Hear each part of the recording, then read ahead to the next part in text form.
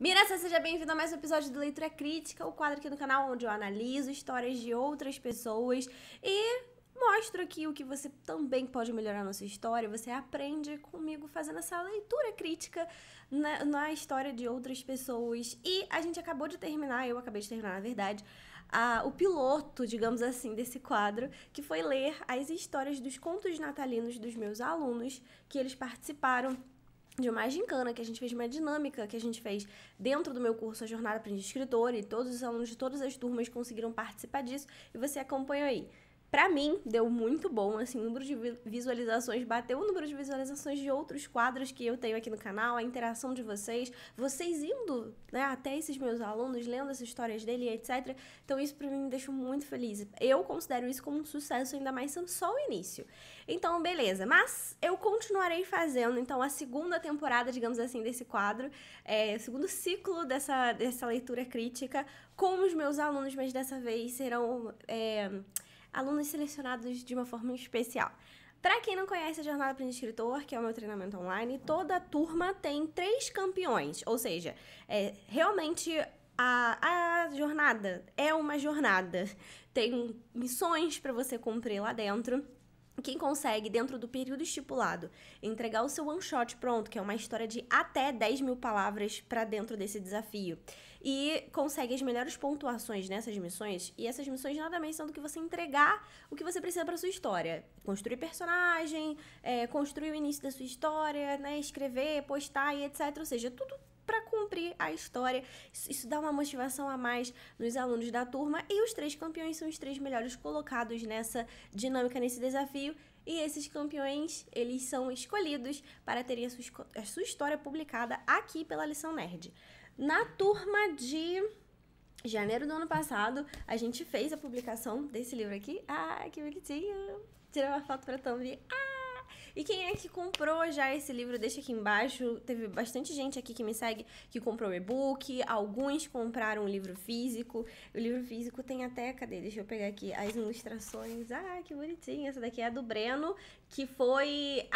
Pra quem assistiu Leitura Crítica da semana passada, o protagonista daquele conto é esse cara aqui. É o Pietro, e esse era o Burr que tinha desaparecido no conto dele. Pra quem não leu, pra quem não assistiu, não sei se eu vou deixar linkado no card, mas vai lá no play e lá na playlist e assiste. Mas enfim, aqui nós temos, eu acho que são 5, só que o que acontece? Para as próximas turmas, para as turmas de maio de 2021 e a turma de agosto de 2021, a gente teve 3 campeões cada, e serão 6 autores lançados nessa antologia.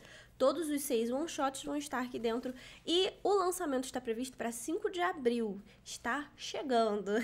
Gosto de fazer essa antecipação. E o que eu vou fazer então? Eu vou pegar essas 6 histórias campeões e vou fazer a leitura crítica delas aqui, só para deixar vocês com um gostinho na boca, um gostinho de quero mais. Aí fica aquela coisa. Ju, se você já vai ler essa história, se ela vai estar disponível, por que então que você vai lançar ela se elas já estão lá disponíveis? Bom, é para você ajudar o trabalho desses autores. E também essas histórias não vão estar disponíveis completas, né, durante um período muito longo. Cada autor vai depois lançar a sua história separadamente, etc. E aí o que eu vou fazer? Eu vou ler a história desses alunos, desses 6 alunos, mas como elas já são one shot, tem mais de 10 mil palavras, elas são um pouquinho maiores. Então não tenho como ler a história inteira como eu estava lendo o conto. O que eu vou fazer aqui é pegar uns 3, 4 primeiros capítulos dessa história, as primeiras 4 fases dessa primeira história, ler e comentar no mesmo esquema que a gente estava fazendo nos outros vídeos. E eu vou por ordem, digamos assim, de campeões, desde a turma de maio até a turma de agosto, e a escolhida, né, na verdade a campeã 1 da turma de maio foi a Ana. Lembrando que aqui nesse quadro o meu objetivo não é de maneira nenhuma fazer nenhuma piada com a história do outro. Se eu encontro algum erro na história desse aluno ou dessa pessoa, enfim, depois, quem sabe eu não vou ler histórias de vocês aí da audiência. Só lembrando que essas histórias não têm objetivo nenhum de fazer nenhuma crítica que vá chatear o autor, que vá humilhar um autor, nada disso. Se você gosta desse tipo de entretenimento, você não vai encontrar isso aqui.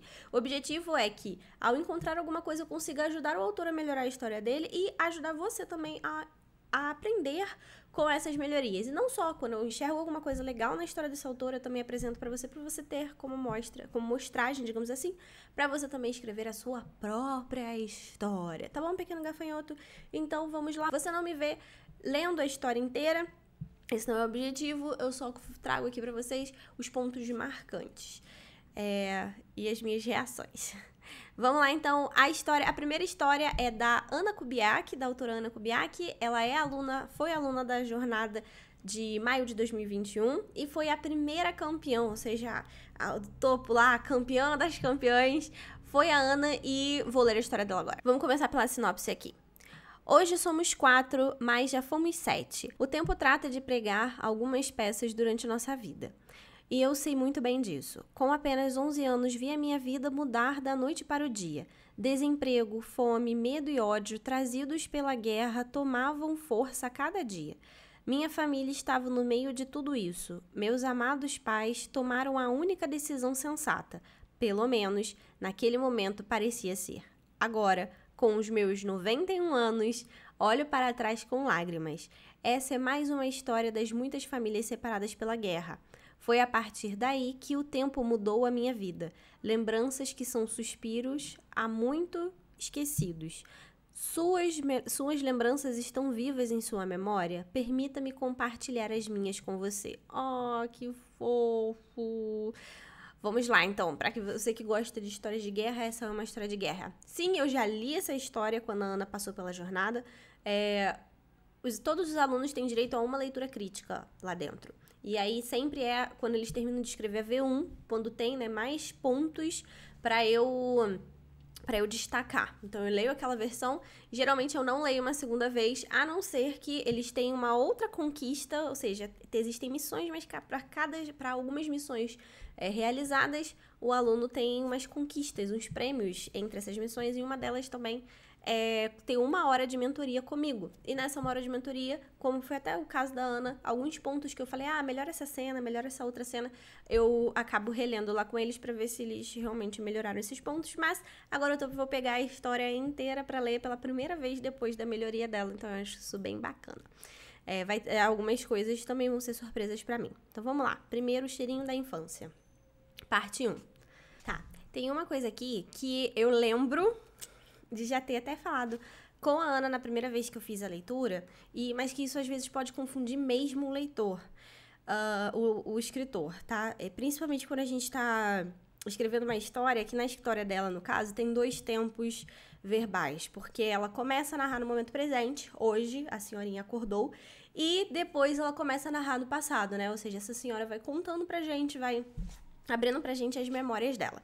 E aí ela começa a usar alguns tempos verbais no passado e depois no presente. Então, a gente precisa tomar cuidado quando a gente está narrando uma história, ainda mais propositalmente tendo esses 2 tempos verbais, se a gente está usando eles corretamente. Se de fato o momento que você está narrando é o momento presente ou você está se referindo a alguma coisa que aconteceu.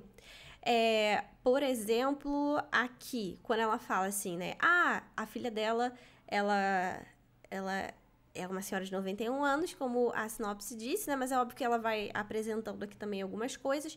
Ela começa aqui, né? O dia amanheceu tão lindo hoje que quase me falta ar. Tudo bem, amanheceu, ela podia estar num período do dia que o dia amanheceu já, né? Então tá tudo bem. Aí tem alguma coisa diferente. Parece que minha nossa, é assim, tenho que ir depressa. Cadê minha roupa? Essa serve. Ai, minha nossa, por que é tão longe assim? Calma, Sara, você está quase chegando. Só mais um degrau, até que enfim cheguei na cozinha. Parece que essa casa está maior do que eu me lembrava. Mãe, a senhora estava correndo? Mãe, minha nossa, quase me bati contra a Bárbara, minha filha mais nova. Eu estava tão eufórica, pelo jeito a deixei assustada com a minha correria. Minha filha, me desculpe, é que senti esse cheirinho tão gostoso que precisava ver se era verdade. Sim, falou com um sorriso enorme no rosto, embora eu tenha certeza de ter visto seus olhos encherem de lágrimas. Estou fazendo os biscoitos poloneses, mas vai ter que esperar quando todos estiverem prontos. Quase consegui pegar um, mas ela me pegou no flagra. que maldade. Ela sabe que esses são os meus preferidos. Qual é o problema aqui? Ela me pegou, falou. Cadê? Teve outro aqui. Deixei ela assustada. Porque se tá acontecendo no momento, então seria, pelo jeito, deixo ela assustada. Eu tô deixando ela agora assustada pela minha euforia. Deixa eu ver outro aqui. Ela falou, não, ela fala, porque ela falou agora. Ah, mas ela falou segundos antes, Juliana, de eu narrar. Não, mas ela falou agora. Sim, fala, minha filha. Porque ela tá falando naquele momento, entendeu? Sim, ela diz. Não, ela disse. Porque o disse, a gente tem intenção de ser passado. Ou seja, ela disse, não diz agora, entendeu? Ela falou, não está falando mais. Ela falou anos atrás, dias atrás, entendeu? Quando a gente usa isso dentro da história, dá a entonação de que já passou aquele momento, que não tá acontecendo agora, de que aquela senhora tá narrando algo que aconteceu no passado. E não é essa entonação que a autora tá querendo dar nesse momento. É uma cena que você abriu o livro e aquela cena começou a acontecer naquele exato momento, que aquela cena começa a acontecer naquele exato momento. Então, não aconselho você usar esses verbos no passado. Se você quer que o leitor entenda que aquela cena está acontecendo agora, no momento que ele abriu o livro, deu start naquela cena, sabe? Está acontecendo naquele momento. É momento presente. Então, use os verbos no momento presente. Não disse, ela diz, ela fala, ela deixa a filha preocupada. Ela pega, ela quase pegou no flagrante, ela quase pega, me pega no flagrante, né? Desculpa, quando ela diz aqui, ela me pegou no flagra, ela me pega no flagra, né? Então, porque quando a gente dá essas entonações do passado, a gente acaba podendo enganar o próprio leitor. Poderia ser um passado, ainda ter um passado do passado? Como assim? Com calma. Poderia essa cena tá no passado, e ainda assim, lá na frente dessas cenas todas, ela ainda retomar um passado mais distante do que esse? Poderia. Por exemplo, ela poderia estar em algum lugar narrando essa história que aconteceu dias atrás, e ainda assim depois narrar alguma história que aconteceu anos atrás.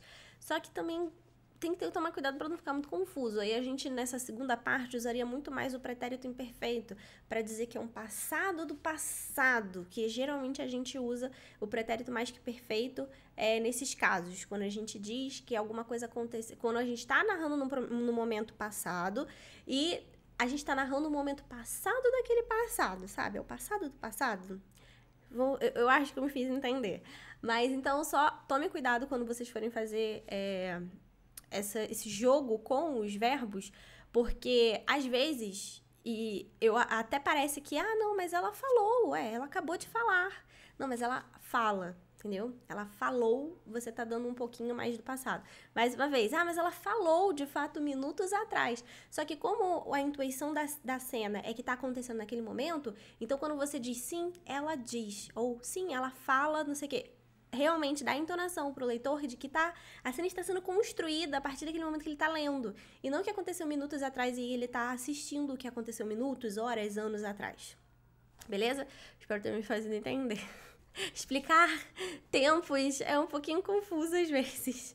E aqui embaixo, aqui embaixo a gente tem, eu vou destacar aí na tela, nítido que teve uma diferença. Porque na fala seguinte, né, os biscoitinhos poloneses ficam prontos. Finalmente sentamos para comer com um belo copo de leite do lado. Meia hora depois. Eles não vão fugir, falou, dando risada, quando eu comia um atrás do outro, né? A filha. Como só tem elas duas na cena, fazia sentido. A senhora parece uma criança. Começo a rir junto com ela. Então, falou... Ela falou no passado, mas começo nesse momento presente a rir. Então, se fosse tudo no passado, seria falou dando risada. Comecei a rir junto com ela. Comecei a rir junto com ela. Mas se é tudo no momento presente, falo dando risada. Começo a rir junto com ela. E aí, aqui embaixo, ela fala. Só mais um. Falo, né? Não falei. Falo sabendo que não é verdade e ela também não acredita. Só pela sua cara e voltamos a rir. Beleza? Ponto de atenção. Aí a gente tem aqui o momento de passagem de time skip, digamos assim, né? Com o cheirinho dos biscoitos poloneses que deixou muita gente aí com água na boca. Detalhes, né, que faz diferença para a história. O cheirinho de biscoitos ainda pairava no ar. Eles estavam tão lindos que a gente podia comer com os olhos.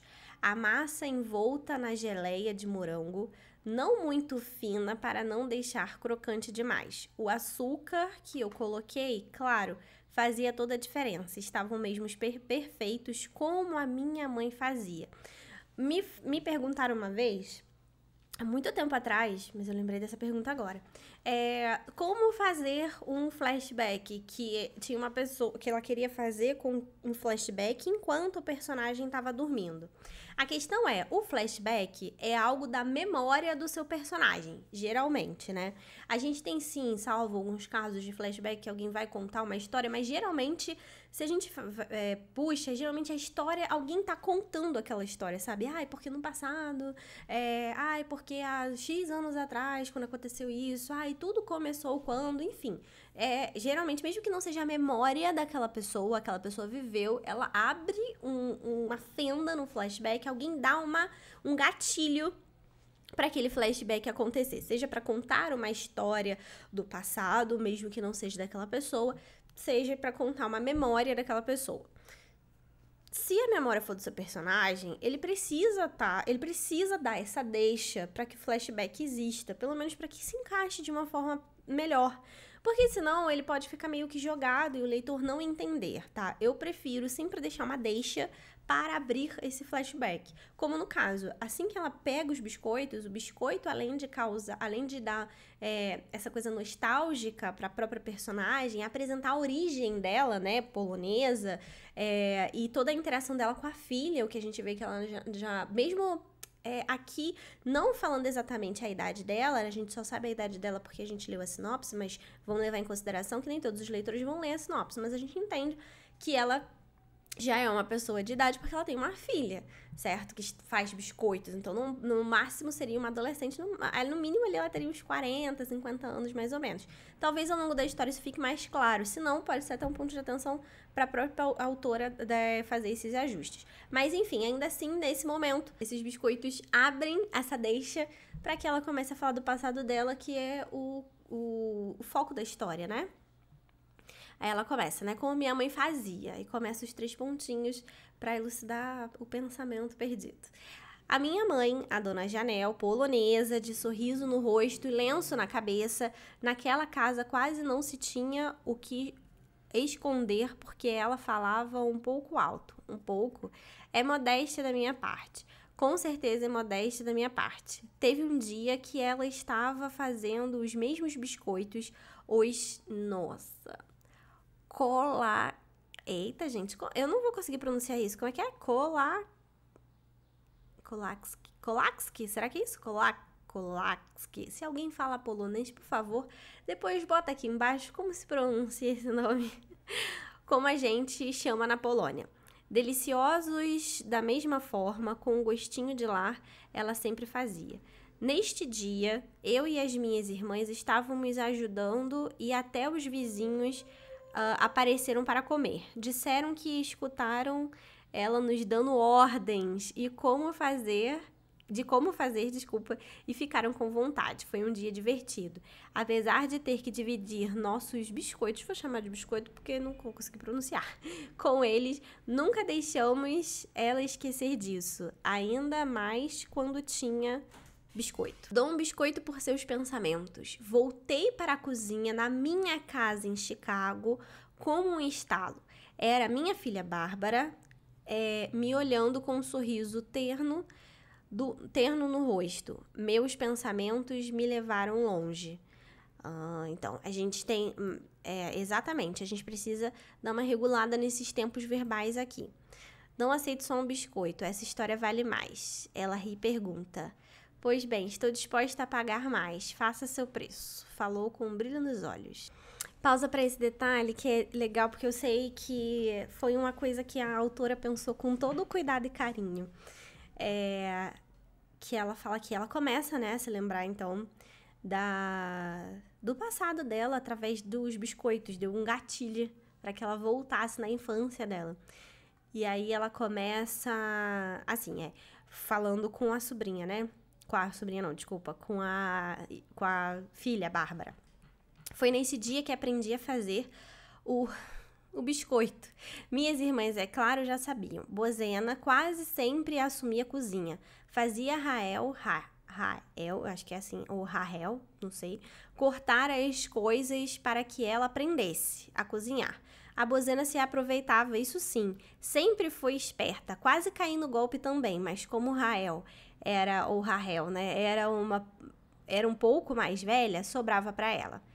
Rahel nunca tinha ouvido a senhora chamar sua irmã assim. Ela me perguntou com uma cara desconfiada.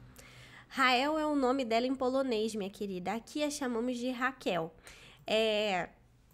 Eu acho isso interessante, porque de fato muitas pessoas, isso foi até uma pesquisa que a própria autora fez, eu acho isso, vocês sabem que eu gosto muito de planejamento e o quanto eu fico encantada quando o autor se dá, né, se dispõe ao trabalho de pesquisar, lá os alunos são praticamente obrigados a fazerem isso, mas as histórias ficam melhores por conta disso. E até mesmo, essa é uma história um pouco baseada na história da família dela, que aconteceu isso com a família dela, não nesses detalhes específicos, mas aconteceu isso, da família dela sair da Polônia e vir uma parte para o Brasil, uma parte para os Estados Unidos. E aí... ela é a parte do Brasil, né? Óbvio. E aí ela quis contar um pouco disso nessa família fictícia. Mas ela lembra disso, lembra da avó dela, né? Ou da bisa, não lembro exatamente, de ter esses nomes trocados. Não trocados, mas tem uma pronúncia polonesa, que aqui pra gente, você vê, eu mesma não tava conseguindo pronunciar lá o nome dos biscoitos, mas tem uma pronúncia brasileira, né, para que alguns nomes até quando tem uma pronúncia muito difícil pra gente, nomes coreanos, chineses também, né, até árabes, quando chega aqui eles têm qual seria a pronúncia em português, né, eu achei isso legal, acho isso interessante, esse detalhe, porque pode parecer um detalhe que passa despercebido, né, mas mostra nas entrelinhas o cuidado que a autora teve de pesquisar e colocando esses detalhes, a história começa a ficar, eu acho que cada vez mais real e mais consistente. Ai, gente, que vontade de pegar essa vozinha e colocar no colo. Ela começa a contar um outro fato da infância dela. Eu acho isso interessante, porque a gente não entra logo, mesmo a gente já viu na sinopse que vai falar sobre um período da guerra na Polônia, da Segunda Guerra.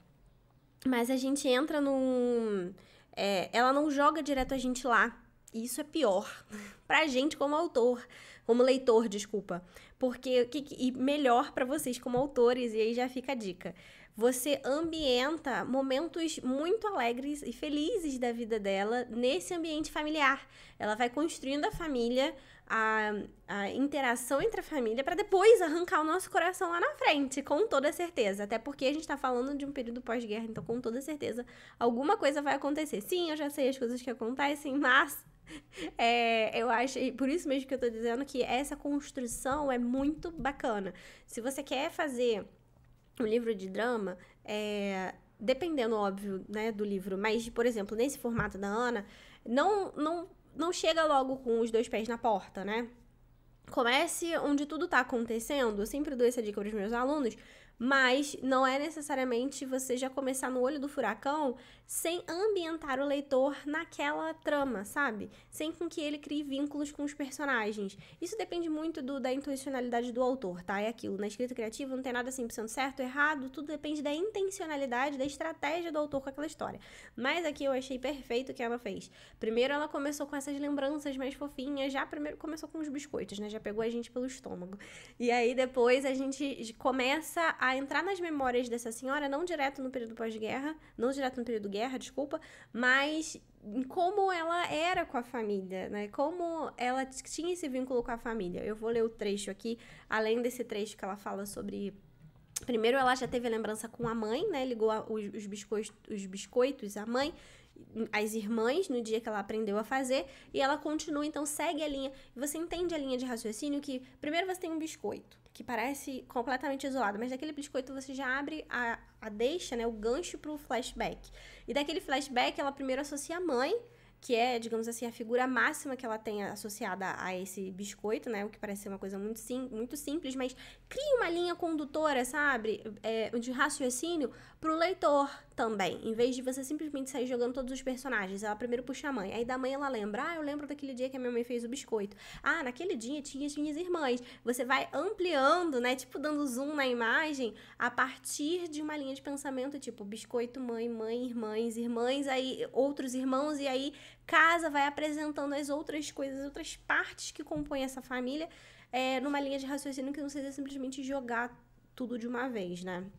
Eu vou ler outro trecho que ela falou aqui. Teve um tempo que eu tinha certeza que ela, a irmã, estava de arte. É tipo um jeito idoso de falar, né? Estava de arte. Fazia o serviço correndo e se trancava no quarto. O pior de tudo é que não me deixava entrar, só a bozena. Eu fiquei tão brava aquela época que eu ia para trás da casa, onde ninguém me via, para chorar. Ficava um bom tempo lá até meu rosto voltar ao normal. Não queria que elas me vissem daquele jeito, elas podiam me chamar de chorona. Já era demais ser tratada como criança por ser a mais nova das meninas. Eu já tinha 9 anos, não era mais o nenê da casa. Elas não podiam me tratar assim e eu não ia dar motivos. Na verdade, eu ia fazer 9 anos. Foi quando ela me deu a boneca de pano. Dou um largo sorriso ao lembrar da cena.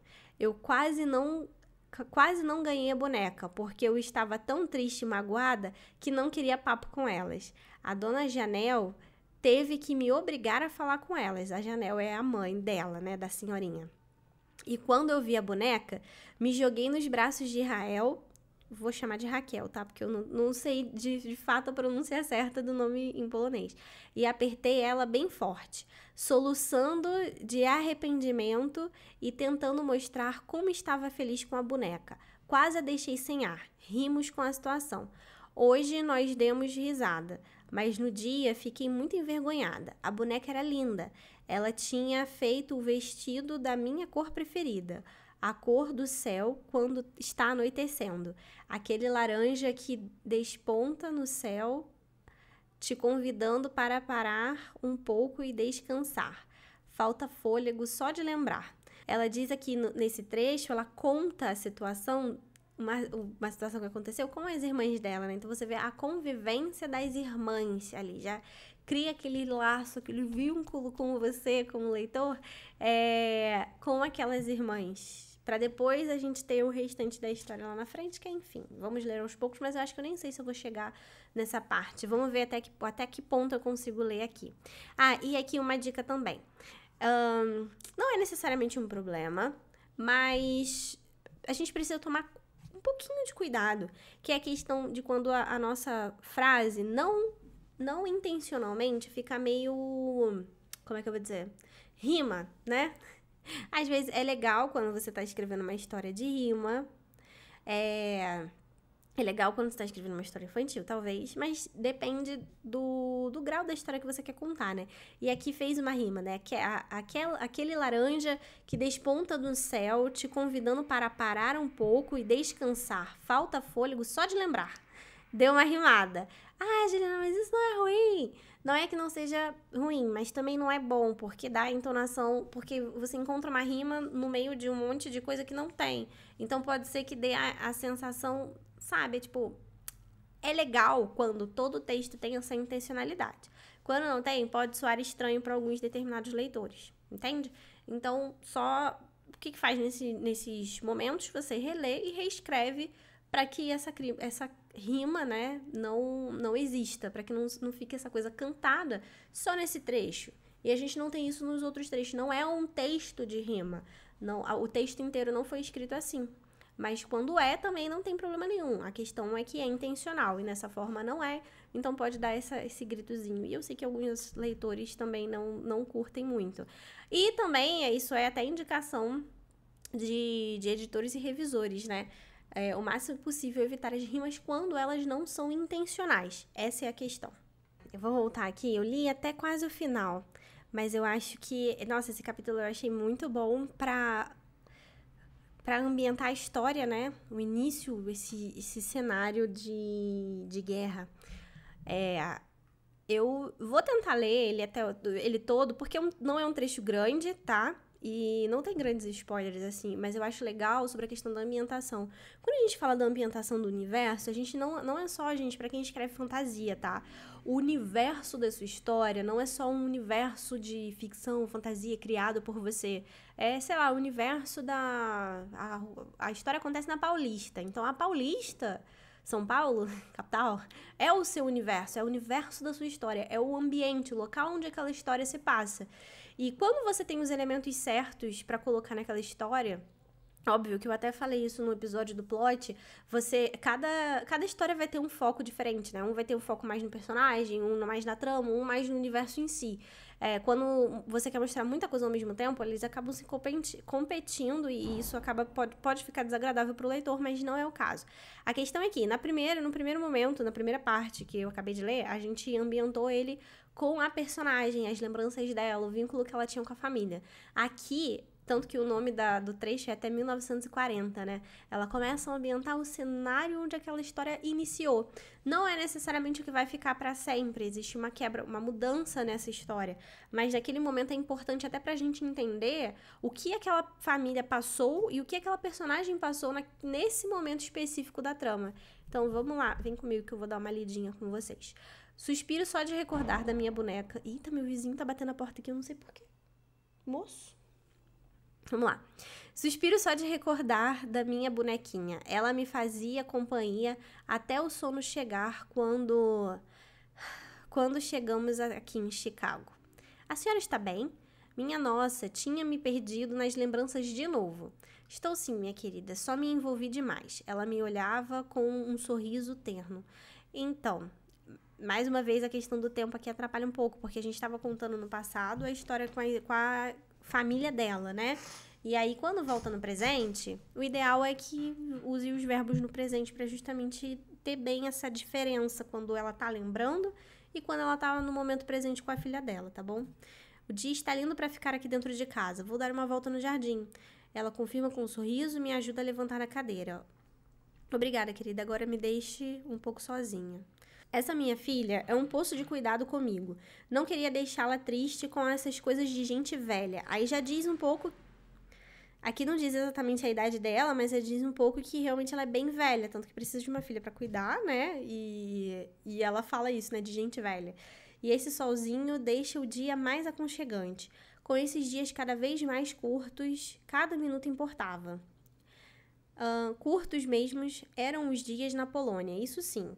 O tempo passava que a gente nem via aonde tinha ido. Quando me dava conta, lá estava a dona Janel me chamando para ir para casa. Parecia que todas as mães saíam juntas para chamar as crianças. Elas combinavam, só podia ser isso. Isso é uma coisa que acontece... Hoje eu acho que menos, mas até na minha época acontecia, né? De brincar na rua e a mãe chamar. Hoje nem sei onde as crianças brincam, acho que só online.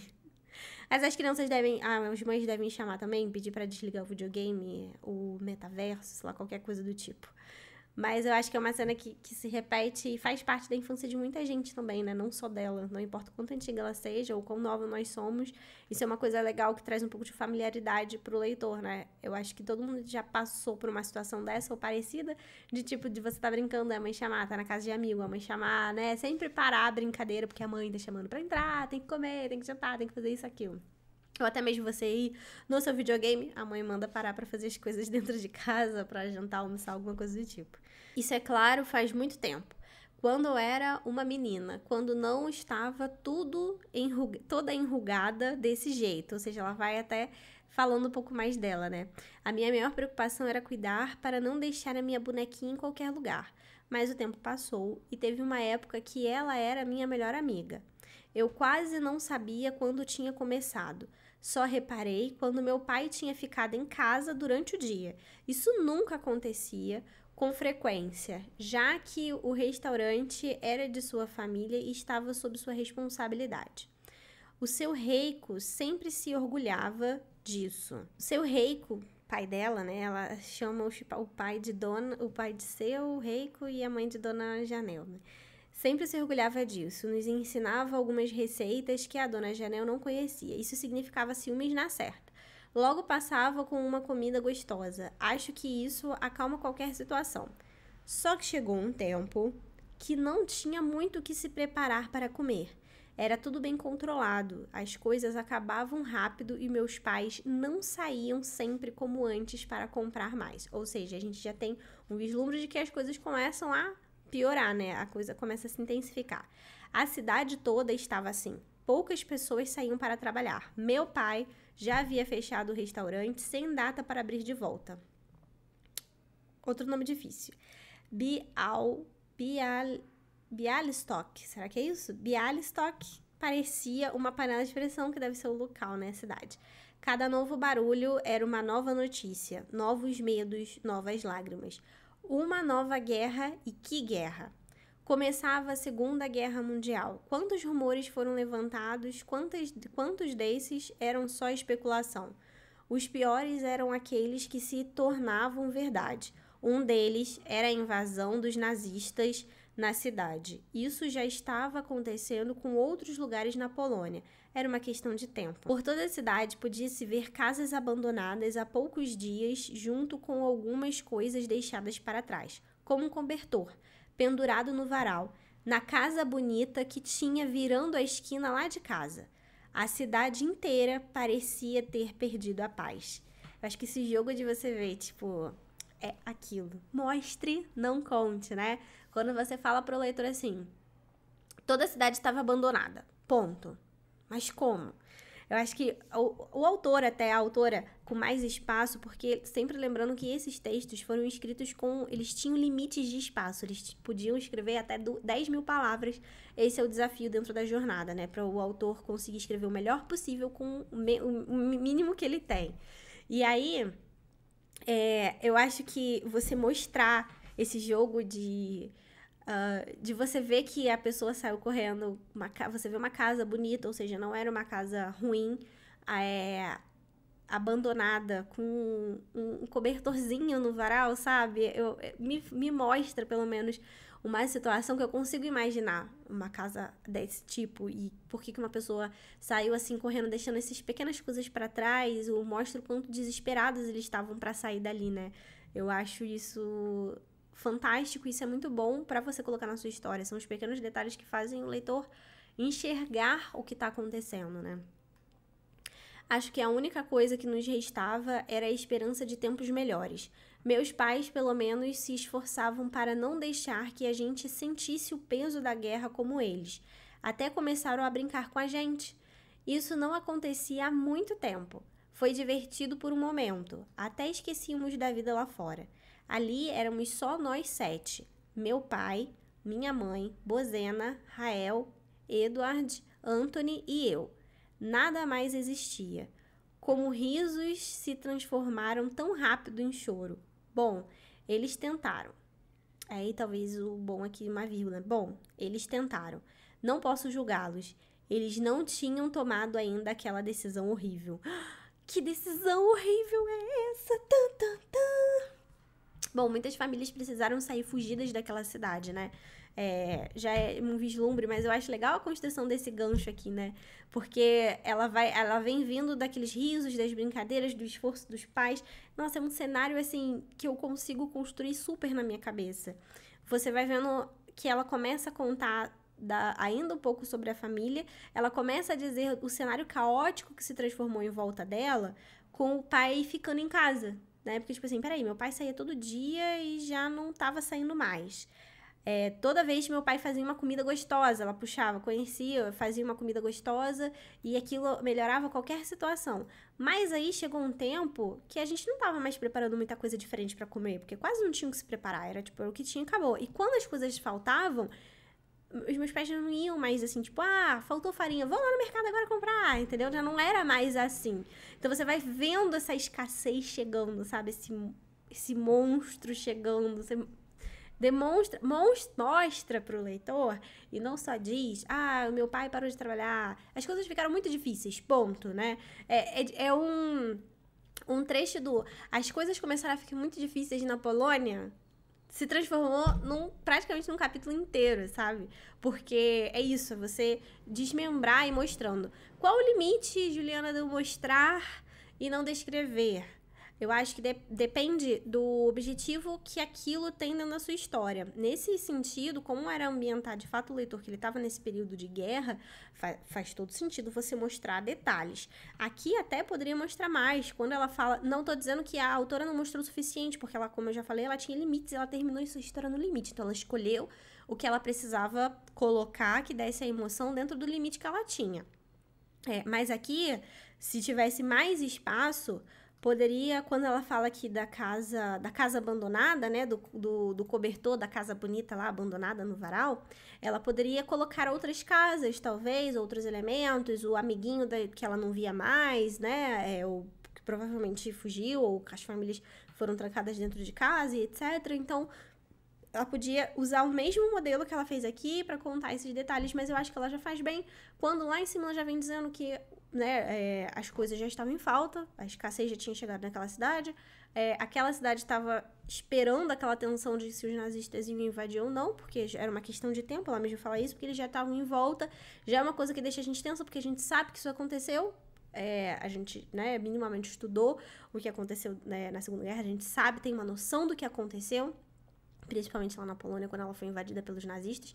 E fora essa questão do pai dela ter precisado abrir mão desse restaurante, que ela tão orgulho da família, e de repente ele precisou fechar.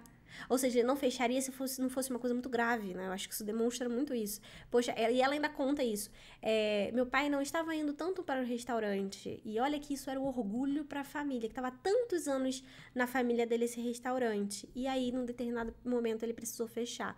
Olha o quão crítico é essa situação. Não foi por um problema financeiro, não foi porque ele não sabia administrar, foi porque a guerra estava chegando. Então, aquilo impactou toda aquela cidade, já não tinha mais comida. E assim... A gente vai fazendo uma escala de caos, a construção do caos, até que no final ela ainda fala como os risos se tornaram tão rápido em choro. Bom, eles tentaram, não posso julgá-los. Eles não tinham tomado ainda aquela decisão horrível. Tipo, que decisão é essa, né? Bons ganchos pra você deixar pro seu leitor querer ler o próximo capítulo, que é o que eu vou fazer agora. Bora pro próximo. Ai, que fofinho. Gente, é sério, é fofíssimo demais.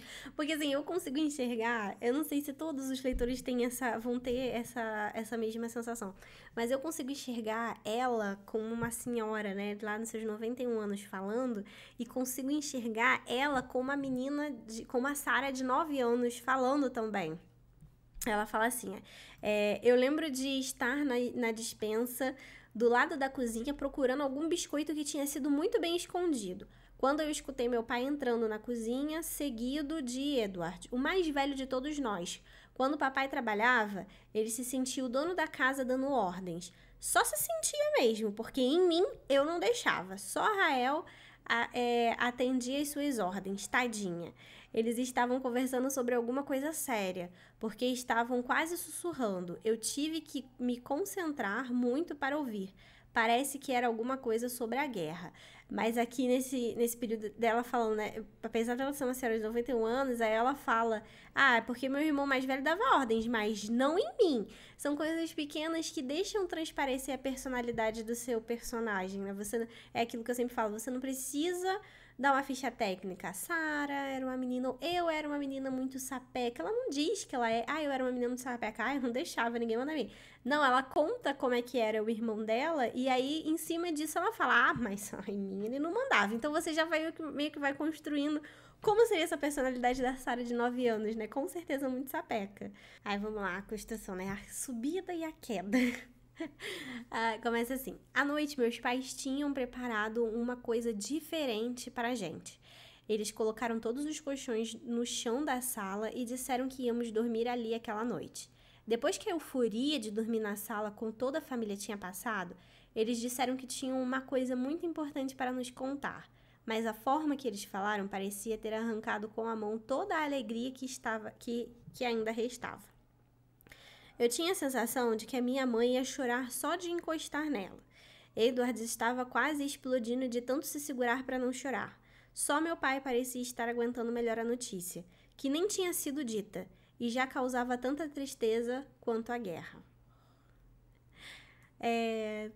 Nós pensamos muito, meu pai falava, olhando para minha mãe, como se aquelas palavras o cortassem mais que uma faca afiada.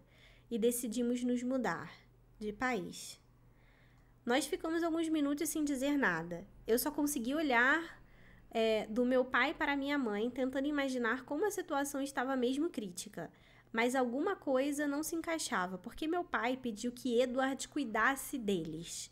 Eles quem? Nós iríamos sem ele? Ele tem que servir no exército? Não. Isso não podia acontecer. Fiquei em choque até que meu pai quebrou o silêncio. Vocês vão gostar de lá. Dizem que são terras prósperas e o lugar do futuro. Ele falava como se fosse uma boa. Minha nossa, estávamos deixando mais que a nossa terra e nosso futuro. Nós estávamos deixando nossos amigos e o restante da família. Eles não podem fazer isso. Ele não podia fazer isso com a gente.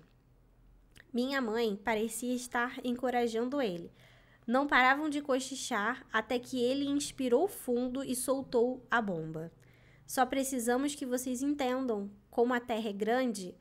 Vamos ter mais chances se nos separarmos por um tempo. Exclamou mais alto ao notar nossas caras assustadas. Aquela notícia nos atingiu forte demais. Bozana e Rael começaram a chorar e, na tentativa de se consolarem, se encostaram uma na outra em um gesto que seria terno se não estivessem tão chocadas. Edward apenas baixou seu semblante. Mesmo assim, conseguia ver suas lágrimas caindo lentamente no chão. Já Anthony, nosso caçulinha, se alinhava no colo da Dona Janel. Como uma mãe ursa, o envolvia com tanta força que me faltava ar só de olhar, enquanto suas lágrimas rolavam com tanta velocidade que estavam encharcando Anthony. Eu estava tão chocada que olhava para todos sem entender. Não saía nenhuma palavra. Só notei meu pai ao meu lado quando ele apoiou sua mão em meu ombro, perguntando se estava bem. Mas não tive tempo de responder. Tudo tinha ficado turvo e acabei apagando. Ou seja, ela desmaiou, né? Quando voltei em um grande suspiro, só conseguia ver meu pai ao meu lado chorando baixinho. Bom era o que parecia, porque o choro da minha mãe cobria qualquer outro barulho. Ela parecia desesperada. Quando me viu acordada, correu para perto e me puxou para um abraço apertado. Só não apaguei de novo porque seu reico foi rápido o suficiente para afastar ela e me dar a chance de tomar fôlego. Essa aqui é decisão difícil, né? Só para encurtar, até para eu não ler, porque a explicação vai sendo dada ao longo do capítulo, né? Eu já li até uma parte bem grande. A opção deles foram ir para as Américas, né? Foi Américas.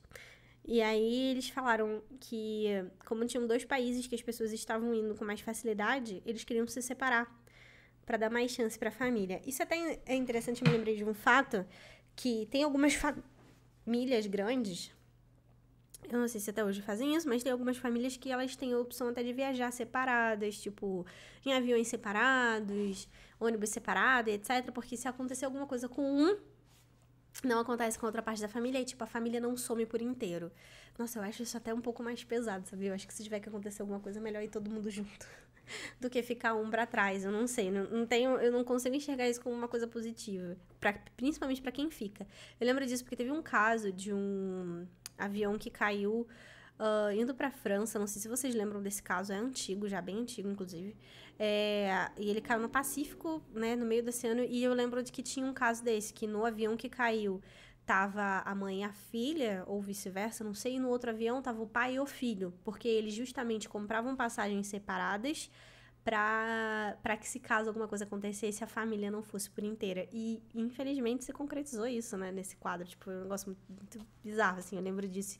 E eu lembro que, pra mim, isso não é uma coisa muito positiva, sabe? Deixar as pessoas assim. Mas, enfim, nesse caso, era uma coisa mais de sobrevivência, na verdade, pra eles terem mais chance de sobrevivência. Então, eles se dividiram. A família se dividiu, né? Você chegar, assim, do nada, né? Tem aquela questão de guerra e etc., e você chegar para um monte de criança, ela tinha 9, talvez os irmãos no máximo fossem adolescentes, e falar, então, é o seguinte, a gente vai se dividir, alguns vão com o pai pro Brasil, eu acho que é Brasil e os Estados Unidos, e os outros vão com o restante da família para os Estados Unidos, né, tenso. Eu acabei de ver Faz pouco tempo que eu acabei de ver um documentário que tá na Netflix, inclusive eu recomendo, que acho que é a Segunda Guerra Mundial em cores. E tem 2 lá, eu assisti o primeiro, falta o segundo, mas o primeiro é bem completo, conta todos os grandes fatos da Segunda Guerra, desde o início até o final. E tem uns relatos e a gente fica, assim, bem chocado, sabe? Com as coisas que aconteceram. E tinha alguns detalhes que nem na escola eu lembrava de ter estudado, assim. E alguns relatos, enfim, e alguns relatos mais estratégicos também, a gente vai entendendo como é que as coisas aconteciam por trás daqueles eventos, os acordos políticos e tal. Mas aí você fica pensativa nessas pessoas, né? Nos civis que de fato estavam naquela guerra. E pra mim eu acho que é até mais sensível ler essa história agora, depois de acabar de assistir todo esse documentário mais de perto e ver de fato quão impactante foi na vida de muita gente, né? Não só quem ficou e lutou na guerra, quem sofreu fisicamente de uma forma... como é que eu vou dizer? Um impacto mais violento de fato da guerra, e quem teve as consequências, como, por exemplo, ter que fugir do próprio país, abandonar a família, se separarem para poder ter maiores chances de sobrevivência. Realmente é um impacto e tanto, hein? Olha, vou te contar. E é uma coisa que deixa a garganta um pouco mais apertada. Assim, é um longo caminho. Eles falam aqui, né? E agora, o que faz? Eu acho engraçada essa cena, dela botar um alívio cômico num clima tão pesado, porque, enfim, é a pegada da história, né? Existem histórias que vão ter aquela coisa mais 100% pesada, que faz o leitor chorar o tempo todo, e essa que é aquele drama que faz você chorar, mas de coração quentinho e etc. E aí tem uma cena que eles amanhecem depois dessa notícia, com o dia aquele clima pesado, todo mundo já arrumando as malas pra poder partir, né? Abandonar a casa que cresceram e sabiam que a família em um momento ia se separar. E aí uma das irmãs pergunta, e agora o que acontece? E ali eles falam que a pergunta foi tão natural que eles começam meio que a rir, como se aquilo fosse uma piada, mas meio que foi o jeito que ela perguntou, a autora explica como é que foi, é interessante, digamos assim, até um alívio em meio a todo aquele clima, ver aquela família rindo nesses últimos momentos deles juntos, né? Esse é meio porque ao mesmo tempo que você acha legal eles rindo, você pensa, caramba, poucos momentos dele juntos. E aí o pai fala, né, que agora eles vão em direção a Portugal. De Polônia para Portugal é um longo caminho, inclusive, ainda mais no período de guerra. E a própria autora, ela falou que quando ela procurou sobre essas questões, foi difícil ver a rota que eles podiam tomar, né? E ela disse que precisou fazer uma pesquisa bem intensa para saber como que as pessoas da Polônia fugiam, por onde eles conseguiam fugir.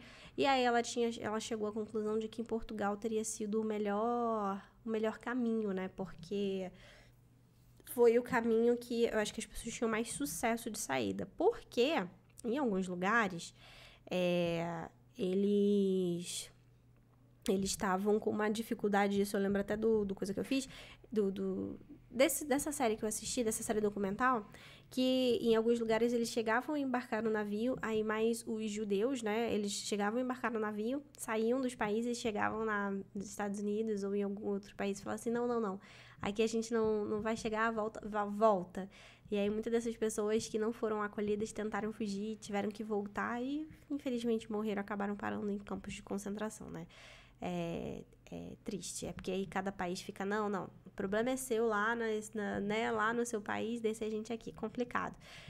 No caso, apesar do nome da menina ser Sara, eu acho, e Raquel, né, também, eu acho que eles não eram judeus, mas isso também teve um problema. Eu sei que tem até uma parte aqui na frente que ela conta isso, a gente já vai chegar lá. Mas ele explicando a divisão da família de doer o coração, assim, é prático, né, pragmático, porque que as meninas mais velhas vão com o pai, o menino mais velho vai com a mãe para ser o homem, né, e os mais novos também vão com a mãe, porque, enfim, para eles precisarem ficar mais perto dos mais novos, né, triste isso, chega a dar um embargo aqui no coração. Aí ela fala aqui no final, né? Ficamos conversando por mais um tempinho, até escutar a dona Janel dizendo que íamos nos atrasar. Saímos com tudo que poderíamos carregar. Roupas, cobertas, sapatos, travesseiros, algumas coisas da cozinha, que meu pai insistia em levar, já que ele era um cozinheiro, né? Ele tinha um restaurante. Tinha um apego emocional para ele, a gente entende. Não conseguimos levar mais nada. A televisão era grande e pesada demais. Os colchões eram enormes. Nos contentamos apenas com os travesseiros. A casa ficava para trás a cada passo que nós dávamos. Até a estação. A nossa casa, nossas coisas tinham ficado para trás. Tinham mesmo, né? Nossa, que triste. Ai, achei isso engraçado, porque até a própria autora me enganou aqui agora que eu não lembrava. Ela falou assim, o tempo passava devagar ao longo da viagem. Nossa, noção de tempo, gente, muito bacana isso, presta atenção. O tempo passava devagar ao longo da viagem. Nosso pai tinha nos avisado que iríamos demorar para chegar até Lisboa. Só não achava que era tanto assim, parecia que estávamos andando para trás. Finalmente chegamos. A estação de Lisboa era grande e um pouco estranha. Não parecia a mesma de Bialystok. Bial, lá da cidade. Não é falta de respeito, eu realmente não consigo pronunciar. Bialystok, eu acho que é isso. Aqui também tinham soldados, mas muito mais que lá. Uma coisa me incomodava. Por que a gente ficava parado esperando naquela estação ao invés de ir até o porto? Eu já ia perguntar quando meu pai começou a falar que o nosso próximo trem estava chegando. Mais um trem? Mas a gente já não chegou em Lisboa? Nós nem saímos da Polônia ainda, falou Eduardo aos risos. Ou seja, ela na cabeça infantil dela, é isso que eu falo. Tipo, a gente sabe que é a senhora narrando, mas ela entra naquele flashback em que a gente vê, já não é mais a voz dela de 91 anos falando, é a voz dela da menina de 11 anos narrando, né? Ela tá lembrando e a gente vê dentro da memória dela a menina de 11 anos narrando essa história. E isso é um comportamento de uma menina de 11 anos, né? Ela fala, caramba, nossa, demoramos tanto. Ai, finalmente, a gente deve ter chegado já em Lisboa. Eu até ia... Por que eu falei que a autora me enganou, né? Porque eu até ia parar pra falar, nossa, mas ela chegou tão rápido. Eu não lembrava disso. Porque eu lembrava que ela tinha colocado mais detalhes. Como eu falei, foi um baita de um trabalho pra autora descobrir como que eles se locomoveram, né? Como que eles conseguiram sair da Polônia até Portugal. Foi um baita trabalho para ela descobrir isso, essas rotas, e descrever isso aqui, que eu falei, não é possível, Ana excluiu. Por que ela excluiu? Eu tô aqui pensando. E aí, na verdade, isso é bacana, porque dá aquela sensação de, tipo, da própria personagem sentir que tava demorando tanto para passar, mas que ela nem sequer tinha saído da Polônia. O quanto aquela viagem realmente era longa, né? Porque já tinha passado um bom trecho e tudo isso é uma ansiedade infantil mesmo. A vida dela era aquela pequena cidade. Era a primeira vez que ela estava saindo para uma localidade mais distante, que sabe, para um país distante do dela, né?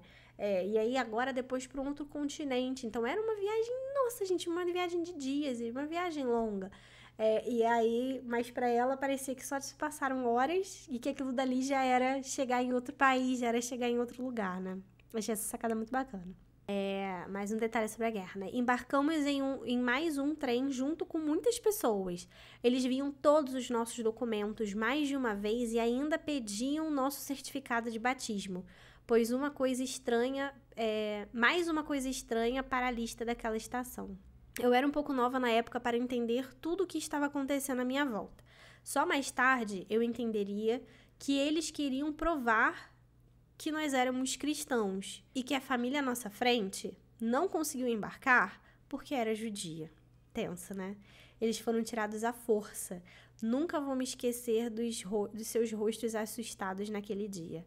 Foi quando olhei melhor para a estação, tinha muitas pessoas. Uma boa parte pedia comida. Outros olhavam de canto desconfiados. E lá no fundo 2 rapazes brigavam. Os soldados logo os separaram. Só que depois de alguns minutos conversando, começaram a agredir um dos rapazes que ficou imóvel no chão depois de tantos chutes. Era mais um judeu assustado na estação. Detalhes que fazem diferença, né? E foi também o primeiro, apesar dela não entender muito bem da guerra, mas ela começou a ver essas pessoas pedindo dinheiro, sendo agredidas e toda aquela tensão, aquela gente fugindo. E ela fala, nossa, meus pais esconderam muito isso da gente, porque eu não fazia ideia de que tudo isso estava acontecendo fora daquela nossa cidadezinha, fora da nossa casa. Ainda tem muita história para contar, mas eu vou parar então nessa parte aqui, onde ela fala sobre a despedida, né? Ai, vamos lá.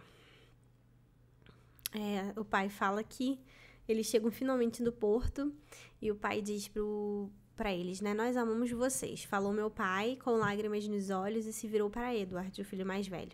Guarde bem isso e proteja sua mãe e seus irmãos. Você é forte, meu menino. O puxou para um abraço forte depois de entregar metade do dinheiro e das joias que tínhamos para nos ajudar a se estabelecer na nova terra. Nosso navio ganhava distância enquanto acenávamos para eles lá embaixo no porto. As lágrimas caindo na imensidão do oceano se misturavam de tal forma que cada gota parecia ser uma lágrima. A cada minuto que se passava, ficava mais difícil de vê-los, de respirar, de se sustentar. Até as vozes ao meu redor estavam sumindo. Quando acordei, estava deitada em uma cama, com olhos inchados. A Sarah desmaia bastante quando está emocionada, né, coitada? Inchados e assustados ao meu redor. Só que dessa vez não teria o copo de água de Bozena. Nem meu pai me salvaria da Dona Janel. Como se o silêncio respondesse todas as perguntas que pairavam no ar, as lágrimas romperam mais uma vez sobre os meus olhos sem cessar. Dessa vez, não foi apenas a Dona Janel que me abraçava, estávamos ali os 4, como se fôssemos um. Não queria ser salva por ninguém, só ficar o tempo que pudesse, lembrando dos nossos últimos momentos juntos. Rael não parava de chorar desde que chegamos em Lisboa. Bozena tentava consolá-la, mas sem sucesso. Anthony quase não soltou o papai. Nunca vi Edward tão irritado com ele daquela forma. Foram as piores cenas que poderia ter da nossa partida. Momentos que ficaram para trás, do outro lado do oceano. Espero que pelo menos eles tenham ficado bem. Com essa despedida, eu vou encerrar a nossa leitura crítica por aqui. Peraí, vou voltar aqui. Olha, de fato, essa foi uma história que eu tô com a voz embargada de realmente... Porque da primeira vez que eu li, eu tava procurando problemas, né? Porque quando a gente vai na leitura crítica, ainda mais da V1, eu vou realmente na jugular do problema, demoro muito mais pra ler, eu faço todas as marcações e etc. Aqui eu vim mesmo aproveitar, claro, estou fazendo uma leitura crítica, já coloquei alguns pontos, fica como lição de casa pra autora rever essa questão do tempo verbal, se ela tá contando no presente, o que ela tá contando no passado, algumas coisas ali até se confundem um pouco, então eu acho que vale uma segunda revisão para ajustar esses pontos, mas de estrutura da história em si, não teve nada para eu avaliar nesse momento. E vou dizer que eu achei que a construção ficou belíssima. Teve uma das cenas que foi justamente a cena da despedida, que eu tinha pedido para ela colocar com mais intensidade essa despedida delas, e aí por isso que ela fez até a Sarah desmaiar de novo, e ela fez a correlação com aquela cena que ela desmaia quando recebe a notícia, que a mãe agarra ela e que ela diz, né, meu pai me salvou dos braços da minha mãe porque ela estava me apertando com muita força. Só que aí depois a gente retoma para uma cena similar, uma cena parecida, onde ela mesmo fala, né, eu não quero ser salva mais, porque eu quero mais que eles me agarrem mesmo, porque, enfim, uma parte da nossa família ficou para trás e como aquele momento era difícil. Eu acho que essa história, o que torna essa história com certeza bem mais difícil, assim, é porque a gente sabe que muitas famílias passaram exatamente por essa situação ou por situações similares. Óbvio, a gente tem isso de uma forma mais romantizada, talvez até aqui com um tipo de final, não final feliz, né? Porque eles se separaram.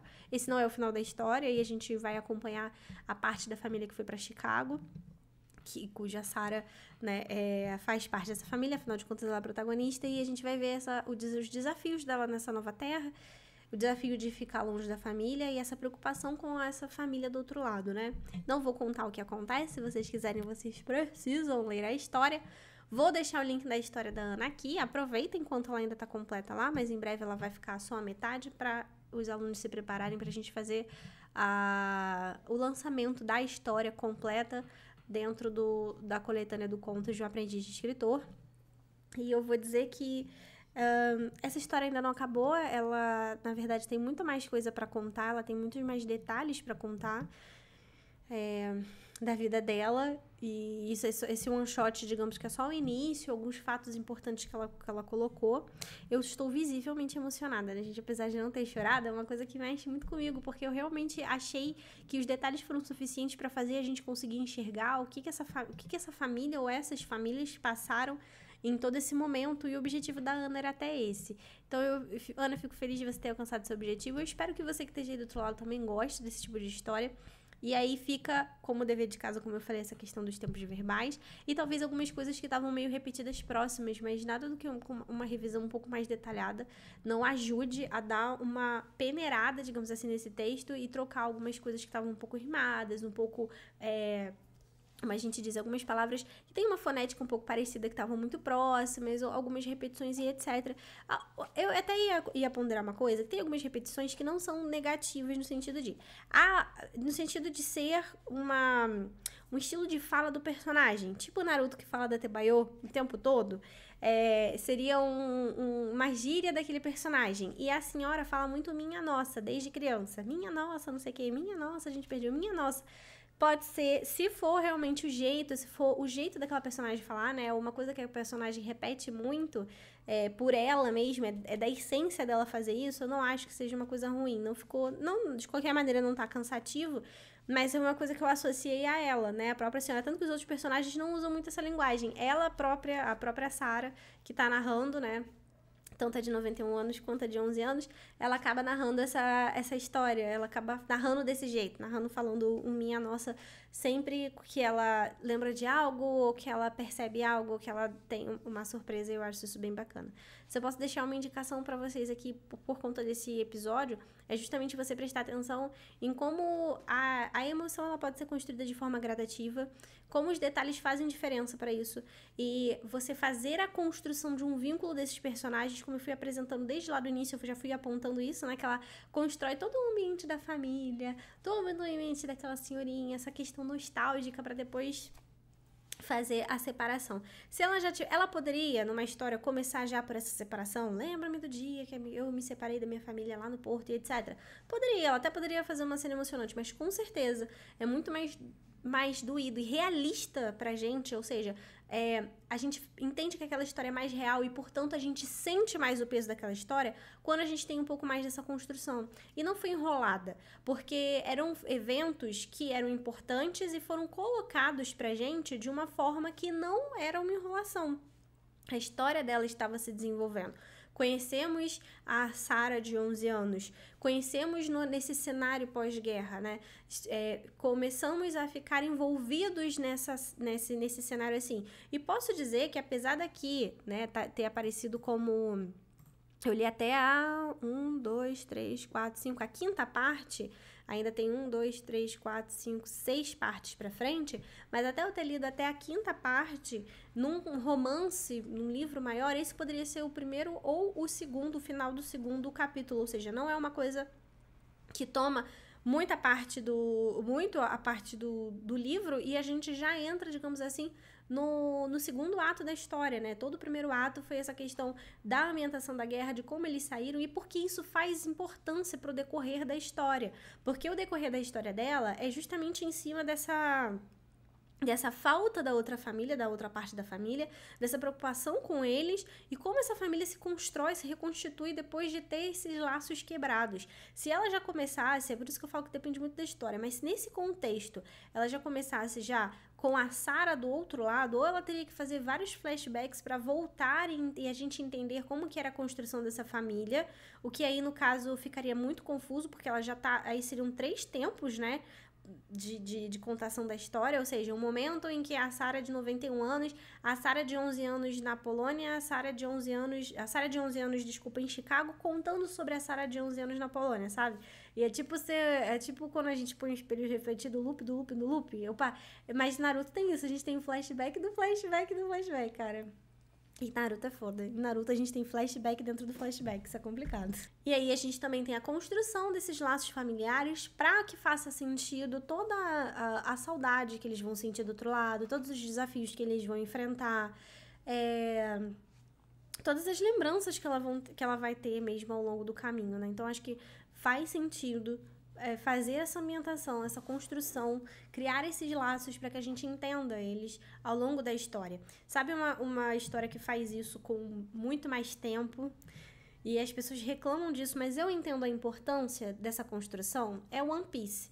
pra você ver que as histórias têm elementos que, independente de seja uma história de fantasia, uma história de drama, de drama histórico, né, digamos assim, como o caso do Suspiros de uma Vida da Ana, elas têm elementos que podem ser usados em qualquer história. Por isso que eu falo, mesmo que você não assista anime, porque eu dou muitos exemplos aqui, a Ana, por exemplo, ela não é uma otaku, ela não é uma pessoa que ela é ficcionada por animes, ainda assim ela aprende muito com o meu conteúdo e ela foi aluna da jornada aprendiz de escritora e conseguiu construir uma história que não tinha nada a ver com anime dentro da história dela. Poderia ser um anime? Poderia ficar show, hein? Mas não necessariamente o é. Até porque também as pessoas associam anime só a shounen, gente, não tem nada a ver. Anime tem uma série de histórias lá dentro, mas não é esse o caso. Mas o que eu tô falando? One Piece, ele perdeu não, né? Em One Piece a gente tem quase 300 episódios lá, com a primeira formação, né? E a gente vai construindo, vendo os outros integrantes chegando aos poucos. Mas todos eles têm uma história para entrar naquele bando. Não é tipo, chegando. Desde o Zoro, desde o primeiro, que foi o Zoro, até agora o último que a gente tem, o Jinbe, todos eles têm uma história para estar dentro daquele bando. Mesmo que ela não seja, ela pode contar antes ou depois, como por exemplo da Robin, a gente teve a construção completa da história dela depois. A Nami teve uma história do porquê ela estava com eles, mas a gente teve uma história mais profunda dela, um desenvolvimento mais profundo um pouco mais à frente, mas ainda assim, por que eu acho isso extremamente importante? Porque esse laço que os fãs têm, inclusive eu, com o bando, a sensação de eu quero fazer parte daquilo dali, nossa, que legal essa amizade deles, vem dessa construção deles se conhecerem ao longo do tempo. Assim como a gente tem também em Harry Potter, essa construção deles ao longo do tempo, a gente vê esses laços acontecendo, dá uma sensação mais forte de que até eles têm um laço com a gente, porque a gente viu essa construção da história deles se juntando, né, deles se conhecendo e se tornando uma família. Em Naruto também a gente tem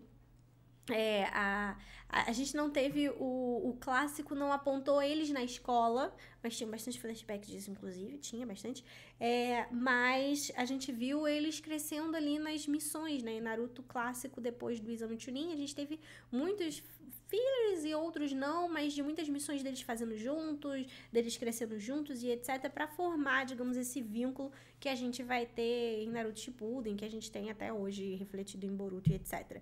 Eu acho que nem todas as histórias necessariamente precisam disso, tudo depende do foco que você quer dar. Como o foco de Naruto era amizade, aconteceu. De Harry Potter também era amizade, aconteceu dessa maneira. One Piece é com certeza amizade, camaradagem, companheirismo, também acontece dessa maneira. Nesse caso da Ana, era o laço familiar, né? Não era, é mais do que amizade, é um laço de família. Então aconteceu também dessa forma, de a gente se aprofundar nos laços familiares para depois entrar na trama em si. Então, preste atenção no que você quer dar prioridade para sua história. Eu sempre recomendo, sim, os meus alunos a começarem a história a partir do momento que se começasse. 1 minuto depois, o leitor não tivesse como pegar aquilo. Não sou eu que falo isso, mas não vou lembrar o nome da pessoa, porque sou eu, gente. Eu sempre esqueço o nome, mas isso não é uma coisa... Não fui eu que inventei isso, mas é uma indicação que eu passo para os meus alunos. A gente sempre começa a história ali, quando tá tudo acontecendo. E eu prefiro que isso aconteça também, mas... Depende. O que é onde tudo tá acontecendo? Talvez possa ser exatamente esse início dessa construção dos laços, para depois você desenvolver de fato a trama principal da história ou não. Em alguns casos, isso indifere, você pode começar direto na trama e ir construindo os laços, é justamente aquela trama que puxa a construção dos laços daquelas pessoas, tá bom? É isso que você tem que ficar atento, principalmente se esse for o foco da sua história. Meninas, é isso por hoje. Eu espero que você tenha gostado desse episódio. Eu gostei muito de gravar, assim, fiquei bem emocionada de fato. Ana, parabéns pela história. E, mais uma vez, eu convido você a acessar os links aqui embaixo. Até a próxima e já guarda na sua agenda. Tá longe, mas daqui a pouco tá perto. 5 de abril a gente vai ter essa história e as outras também que eu vou lendo ao longo agora dessas semanas, publicadas no próximo livro do Contos de um Aprendiz de Escritor. E vamos ter ilustrações também, hein, galera? Que é bonitinho, deixa eu ver. Olha que bonitinho. Esse aqui é a história da Jaque. Que foi o Hugo que desenhou, que é um colega meu que ele faz as ilustrações pra gente. A Jaque no mundo de cripto. Enfim, também a gente vai ter outras ilustrações e um novo livro pra você adquirir aqui da Lição Nerd com essas 6 histórias que eu tenho certeza que você vai gostar. Beijo grande, Minasan. Tchau, tchau e até a próxima.